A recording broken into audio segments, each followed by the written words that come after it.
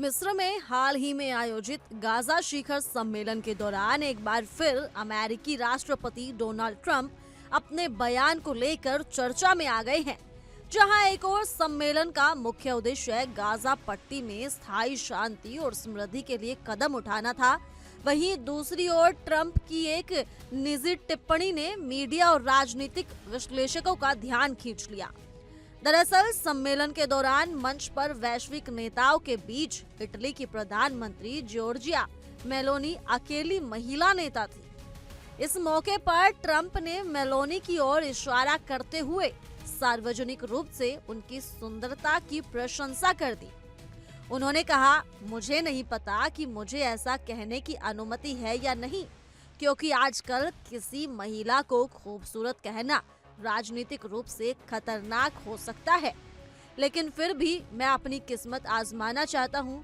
वो एक खूबसूरत युवा महिला है। ट्रंप ने ये बात हल्के फुल्के अंदाज में कही और उनके कहने के बाद मेलोनी मुस्कुरा दी। लेकिन ये बयान सोशल मीडिया और राजनीतिक गलियारों में चर्चा का विषय बन गया। कई लोगों ने इसे महिलाओं के प्रति लैंगिक भेदभाव और असंवेदनशील सोच का उदाहरण बताया है। ट्रंप ने मेलोनी से सीधे कहा, आपको बुरा तो नहीं लगाना क्योंकि आप सच में सुंदर हैं।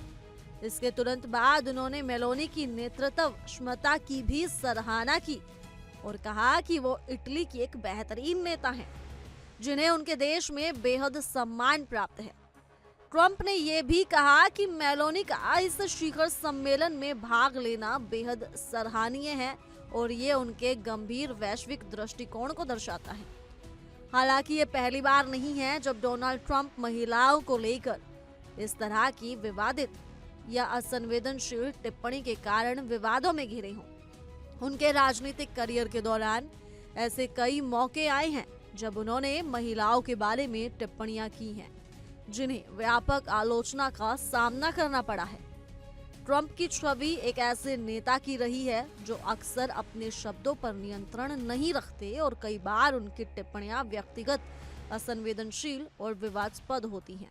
गाजा सम्मेलन का उद्देश्य गाजा पट्टी में चल रहे संघर्ष को खत्म कर वहां शांति स्थायित्व स्थापित करना था। इस सम्मेलन में दुनिया के कई अहम नेताओं ने हिस्सा लिया, जिनमें मिस्र के राष्ट्रपति अब्देल फतह अल सीसी, तुर्की के राष्ट्रपति रेसेप, कतर के अमीर शेख तमीम बिन हमद अल थानी और अमेरिका के राष्ट्रपति डोनाल्ड ट्रंप शामिल थे। सभी नेताओं ने गाजा के भविष्य को लेकर एक साझा घोषणा पत्र पर हस्ताक्षर किए, जिसे इस दिशा में एक बड़ा और सकारात्मक कदम माना जा रहा है। ट्रंप ने इस दस्तावेज को गाजा में स्थायी शांति की नींव बताया और उम्मीद जताई कि इससे पश्चिम एशिया में तनाव घटेगा और लंबे समय से जारी संघर्ष की स्थिति को समाप्त करने में मदद मिलेगी।